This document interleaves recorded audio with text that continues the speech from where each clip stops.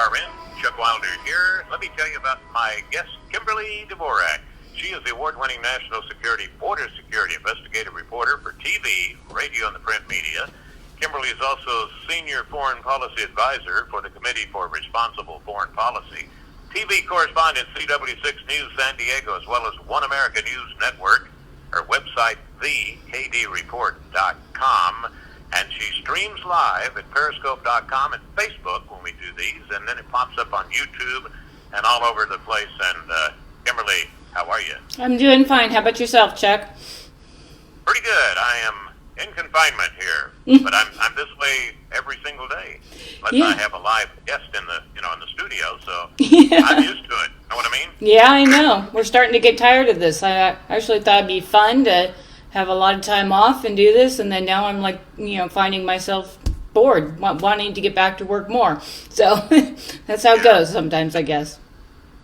It's amazing, too, you had to take a little animal down to the vet hospital this morning, and how many people don't wear masks and do wear masks and don't wear masks, and it's sort of 50-50, it seems like, around here. Yeah, we can. One thing I'd like to kind of talk about with the coronavirus. I mean, in California, I think I looked up the number yesterday, and you had 952 deaths in California.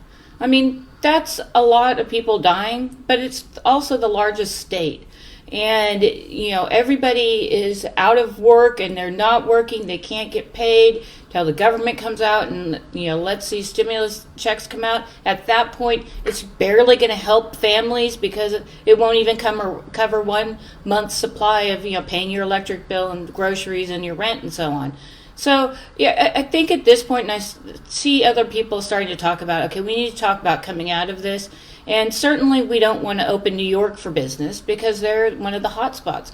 Washington State, another hot spot.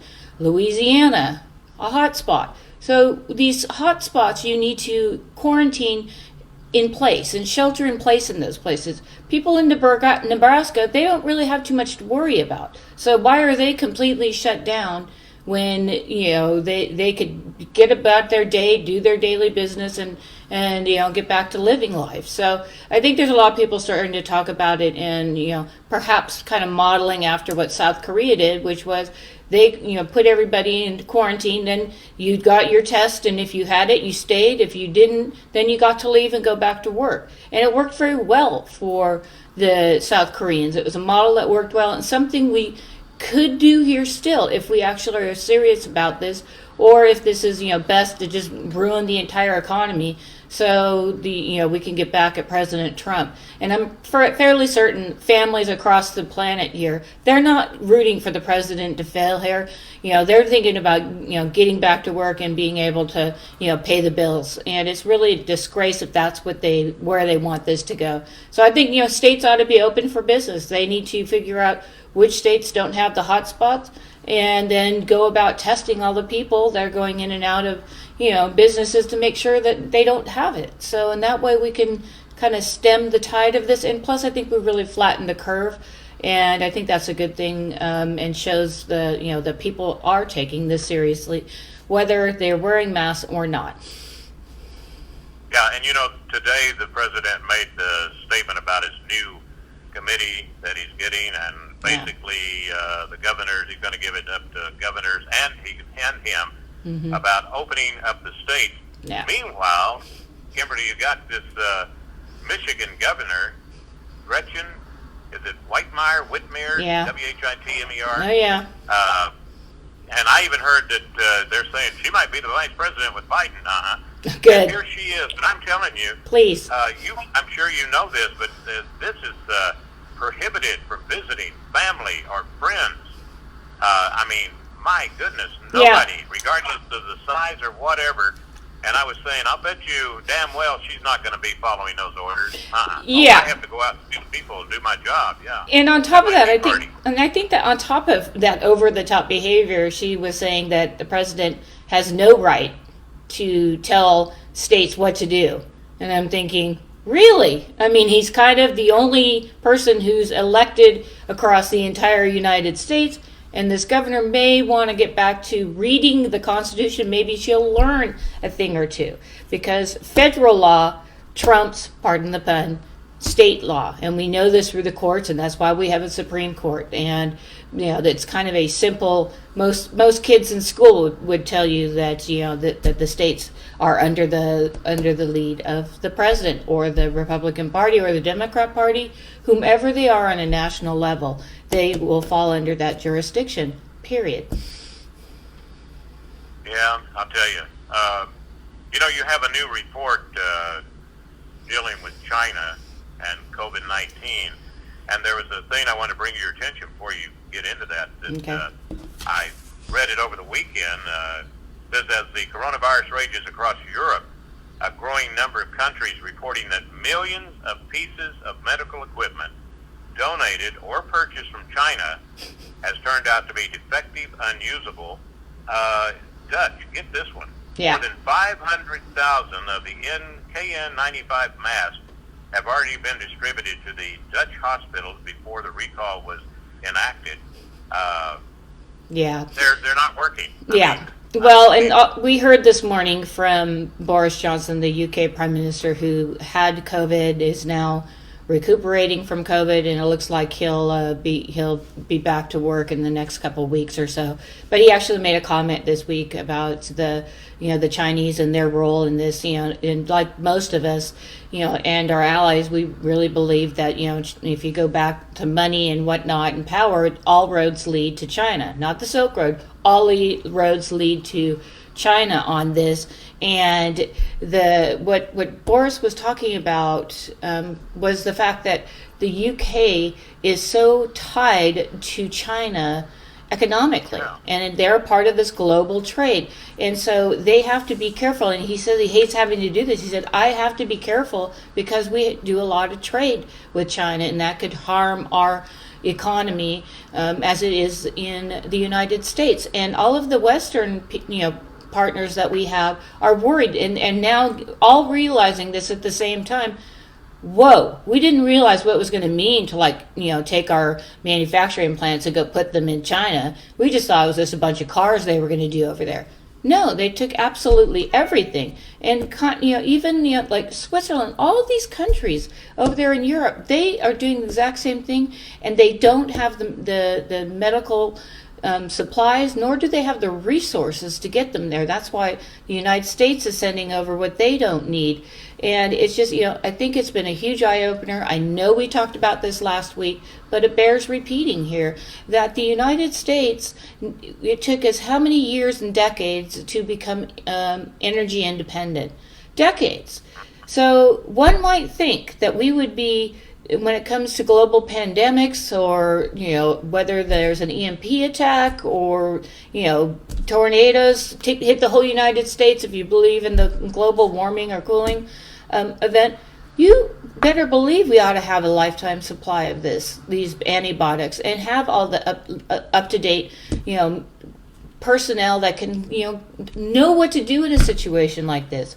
And we did have when the H1N1 was under Barack Obama, and one would have thought that they would have moved heaven on earth to let the American people know, all 95% of your antibiotics are being made in China. People would be upset about that. Even like people who don't watch the news, I'm fairly certain they would like to know that all their medical supplies, including drugs, were made in the United States, where we could have control acts on this. I was looking at it the other day, and I'm trying to think which pill it was or whatever. It wasn't. I think it was a vitamin C tablet I had, and it came from a certain company and a brand name like a store, not Walmart. No, okay. But anyway, and hang on half a second as I go back here.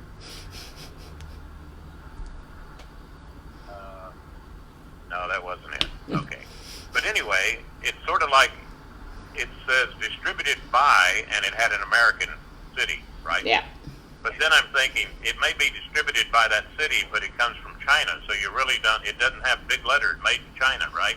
No, and this many things used to. Yeah, and this is the same case of a lot of the auto manufacturers in this country, where they were getting all their parts from Asia, they were assembling them in Mexico, and then they were moving them from Mexico. Because we have NAFTA, they don't have to say it was made in Mexico necessarily. And they went out on like a couple-year binge saying, look, we're making all of our cars here in the United States. It's got this stamp. Well, wasn't the case. It turned out that China was still manufacturing all the parts. Mexico was putting the pieces together, and then it was coming up across the border to be be sold to the American public. And it was quite an unbelievable deal that this actually kindly in the end fell apart. But still, it's just the media and most Americans, if it bleeds, it leads. They don't really care about anything else. But this is why the global trade and pandemics and asymmetrical warfare and things like that, those things should be off the table for the United States, because we proved that we could get energy independent, which is exactly what we did. And I went to go get gas the other day, and although I put the Supreme into my car, the gas for unleaded gas was $2. No, I'm sorry, it was like $1.58. That's it. Is that what your Edsel uses? Yeah. Huh? Is that what your Edsel uses? Oh yeah. It's an Edsel, yeah, and that's what it uses. Is it's been around for 100 years, so I've got to make sure I take care of it. Yeah, I found the bottle. It was vitamin C, as I said, but it was Walgreens, which is a big establishment I know out here on the West Coast, and here it is, distributed from Deerfield, Illinois. Okay, but that don't mean it was made in Illinois, does it? Exactly. No, exactly. And that's where the manufacturing end of this, we need to bring that back. Hopefully, both parties can get together and say, look, here's all these empty factories in flyover country or, the Midwest.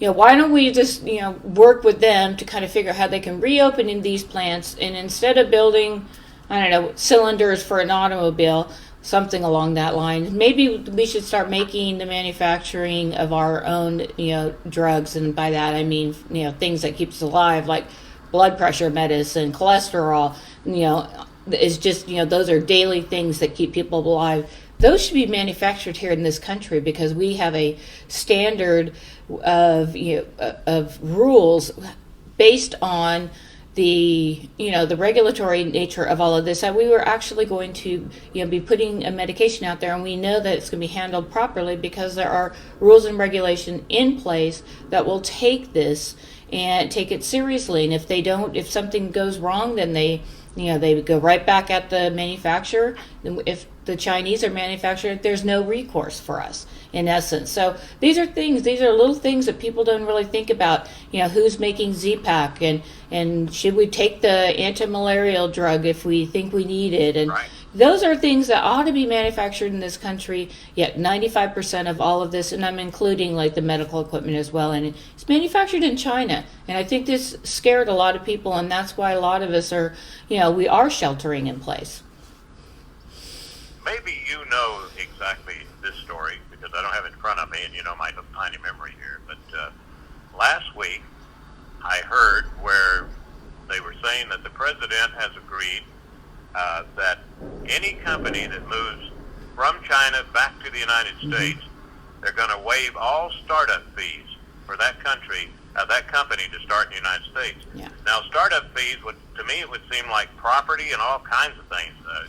Well, do you have any more information on that? Yeah. Well, when he means they're going to come back and open. Say you are building a Walmart, right off the freeway. You've got to go through a lot of, permitting. You've got to go through the EPA. I mean, there's like a dozen different outfits that you've got to go through before you even break ground on some of that. And a lot of times when a large company comes in, like Walmart, they insist that the company that's building the actual structure build an off-ramp and an on-ramp that gets people there. And so these are kind of the different ways that people, kind of get their projects fast-tracked, because the U.S. government, doesn't have a whole bunch of money, and if they can get somebody else to pay for the on and off-ramp over here, they're going to do it, and they work those kind of things.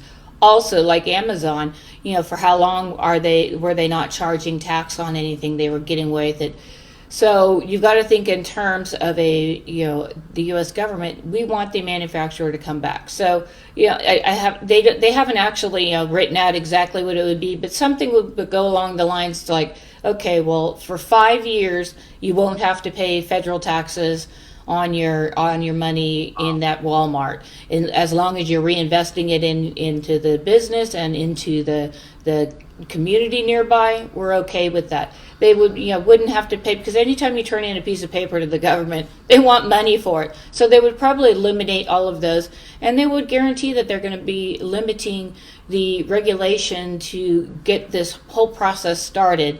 And something businesses do every day. I mean, I've got Amazon headquarters being built just here, and I'm telling you, the construction continues 24/7. So it's just, those are the kind of breaks.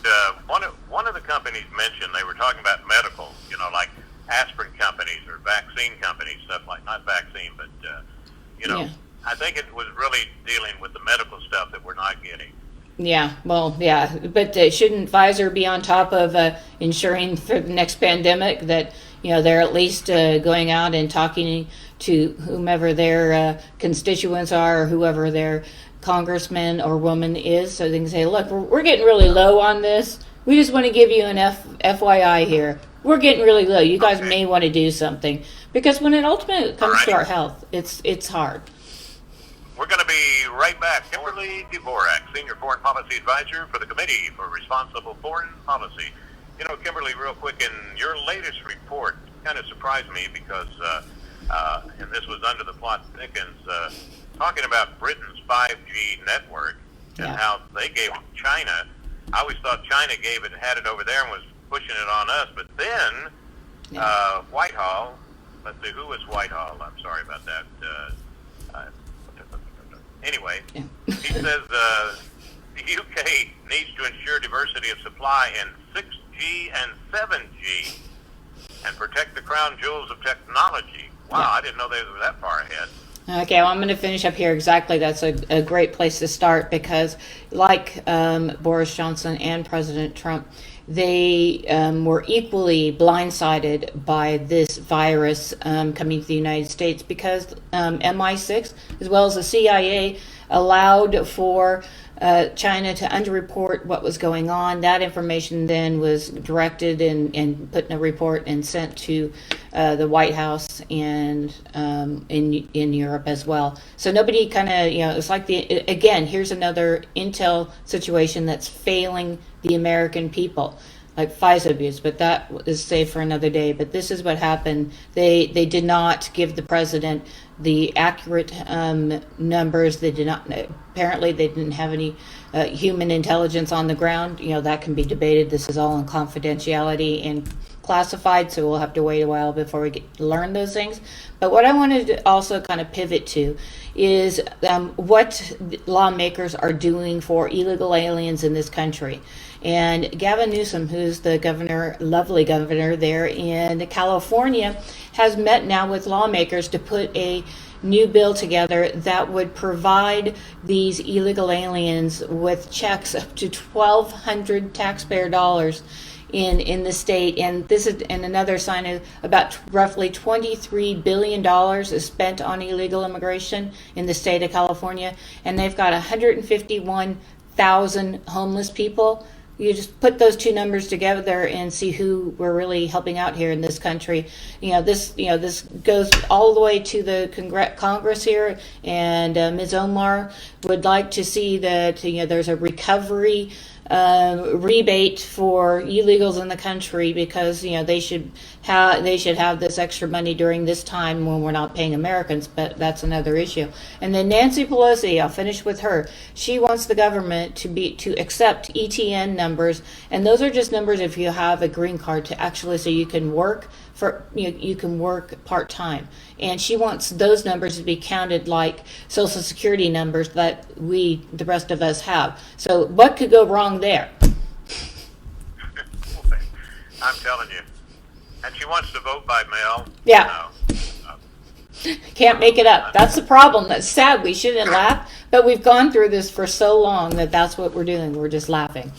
Well, they did manage to get a pay raise, didn't they? Yeah, of course they did. Did good. coronavirus emergency bill, and then there was the Kennedy place. Oh yeah, 500 And million. then they closed it down, right? Yeah, yeah. Then and fired the people as well. Let's not forget that. So.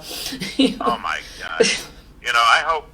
I hope everyone listening, and all of your friends know how important it really is to Yeah. vote in the upcoming election. Because, And wash your hands. Wow.